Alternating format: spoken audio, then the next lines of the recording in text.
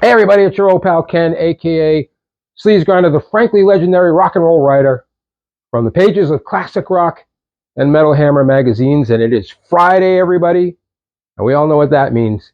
It means we have a couple of days all to ourselves. Some even more. For some people, it's a really long weekend.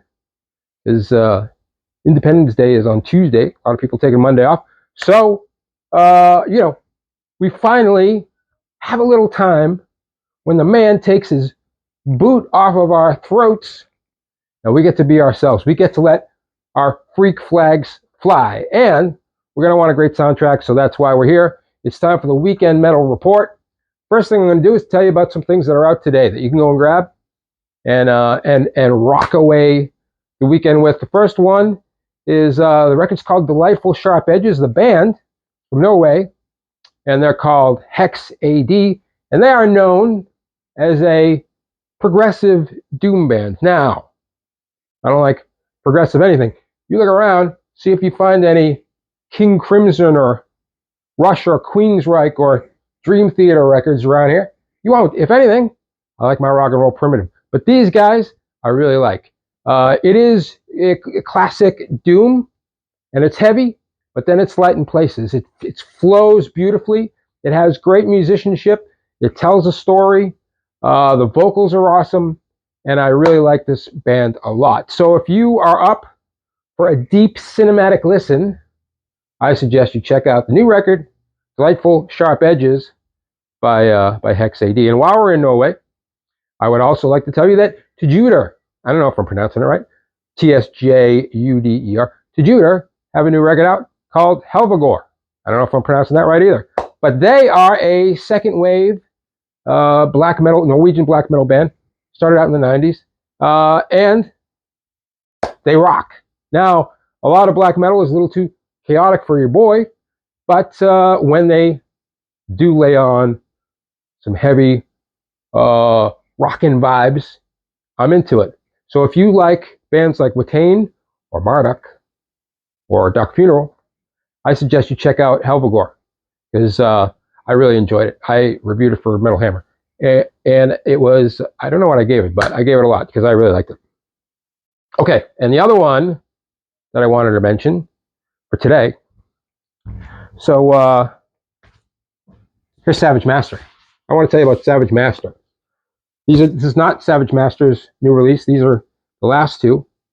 But Savage Master is a traditional heavy metal band, masked, except for their singer, and just a fantastic metal band. And the presentation is, this is the last record, Those Who Hunt at Night, came out a couple years ago. Look at this. Look at the presentation on this thing. Wow. Look at this. Let's check out the inside. What? Is that a gatefold? Or is that a gatefold? The vocals, Stacy Savage, right there, are fantastic. Does kind of a female Dio kind of thing. The musicianship, rockin', heavy, galloping. If you don't know these guys, you're gonna love it. Here's the point: their first album, Mark of the Devil, which originally came out on Halloween in 2014, is out. A reissue is out today, where it's supposed to be. I'm hoping it shows up today. It's supposed to be out today, and I recommend you get it because it is great. And all of their records, they have 4, I believe, are all really good. By the way, they are coming to town. The Stormbringer Festival in Worcester, which is 2 weeks away. Savage Master playing. I'm going to be there. Are you going to be there? I hope so. And by the way, when we're talking about Savage Master, the guitar player, Adam Neal. I want to talk about Adam Neal for a minute. If you are putting out a list of heavy metal heroes, and you're putting Rob Halford on there, and you're putting Tony Iommi on there, and you're putting James Hetfield on there, I'm going to need you to put Adam Neal on there too. Back in the 90s, he had this band, The Hookers. Tear your face off. Punk, rock and roll, heavy metal extravaganza, satanic heavy metal extravaganza. They were fantastic. Later on, after that, he formed another band, even heavier, Brothers of Conquest. Another incredible band. And now, Savage Master. This guy's a real deal. I saw the Hookers open up for Nashville Pussy in the late 90s. It was like a religious, as close to a religious experience as your boy has ever had. Adam Neal, you are a true rock and roll heavy metal hero. And Savage Master, you got to check them out and get their first record, which goes for big bucks these days, at a reissue, hopefully today.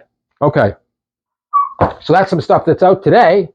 I want to talk to you a little bit about some stuff that I picked up since we last spoke. This one, I didn't think that I was going to get a copy of this one because they only made 300 of them. But my man, Bro, over at Residency Records, hooked me up. It's Acid Mother's Temple with their record, Acid Motherly Love. Japanese, heavy, improvised, psychedelic rock and roll. Been going forever. They come to town pretty frequently too. They love it, and I love it. So this one is really limited, 300, and it was originally, it's the first time on vinyl for this one. Originally came out in 2007 on CD. They are very prolific, not King Gizzard prolific, but pretty prolific. And this one is 4 sides of improvised, heavy, psychedelic, verging on noise in places, and it's got flutes, which is my thing for sure, and I love it. Look at this, Shamari Koji, drums and Latino cool, right? And Higashi Hiroshi, synthesizer, and Dancing King, pretty dope. Also, that's a pretty great gatefold too, and it's orange vinyl. Cost me a mint. Okay, also went to I ended up going to Red Scroll in Connecticut, the amoeba of the East Coast. What a record store. And I got a bunch of stuff. I don't have a whole lot of time to talk about today, but I wanted to talk about one of them that I got that I'm really enjoying and I had never seen before, so I was pretty psyched about it. It's this compilation. It's called LA Steel. It's from 1986. So what's going on here? So let's get this guy, and he's got a chainsaw, and he's tormenting this heavy metal girl here. And then really on the back, look at that, she turned the tables on him. But anyway, what I like about this one, so 1986 in LA was, like right there in the middle of the glam scene. And this one, acting like glam never even existed, because all the bands are like heavy, either traditional metal or power metal. You got 2 Savage Grace tunes on there. You got Ruthless. You got Stainless Steel, who I thought was the band that Rob Halford's friends with. That's why I got it. And then I realized when I came home that it was Surgical Steel, because I think that they were from Arizona, but I think that they only had a song on Metal Massacre 2 or 3. Anyway, it's neither here nor there. Sarah Thungel's on it. Bitches on it, and yeah, and then some, Pandemonium. Who I feel like, were they from Alaska and then they moved to LA? Anyway, check it out. It's really good. Every track's on it is a rocker. I'm wicked into it. And then also, so here's what I want to say. Here's what I always say to people is that I don't collect 7-inch singles because I don't like flipping them over all the time, And I say that, and then I am always completely surprised when a 7-inch single shows up at my door. Because, did I order that? I must have. And also, if you look around, I have like 500 or 600 7-inch singles. Anyway, this one showed up from the great mail order distro, Puke and Vomit. And I was like, what could this be? Must be good if it's a 7-inch single, and I ordered it. And wow, is it ever. Check it out. It's Tombs of the Blind Dead. This is, the A side is the theme song, by the way. So, Tombs of the Blind Dead is my favorite horror movie. If you haven't seen it, Spanish, and it's from 1972 or 73, forget. But it's these undead Knights Templar who, you know, ride their skeleton horses really slow, chase people around. I love it. It's one of the doomiest experiences you'll ever have. It's an incredible film. Stacey doesn't like it, so we don't watch it that often around here. But by the way, if you want to come over and watch it anytime, I am up for watching Tombs of the Blind Dead. I love it. Stacey thinks it's too slow. And I say, it's supposed to be slow. That's the whole idea, Stacey. They're dead and they're slow. Well, I don't get it. Okay. But here, listen. So, this is the weirdest record to be pink ever. Right? Why would this be pink? But anyway, it's got the Blind Dead main theme, which is very memorable, very droney and weird. And on the B side, it's got a couple of the audio from the trailers. And what I like about it is the second one is a regular Blind Dead trailer. And then this one, you see, it says Revenge from Planet Ape. And I actually saw this version at the Brattle Theater a few years ago.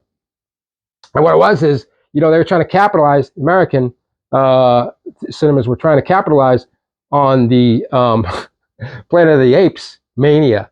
So they came up with a new intro, which tried to make you think that the Knights Templar, the undead knights, were actually undead apes.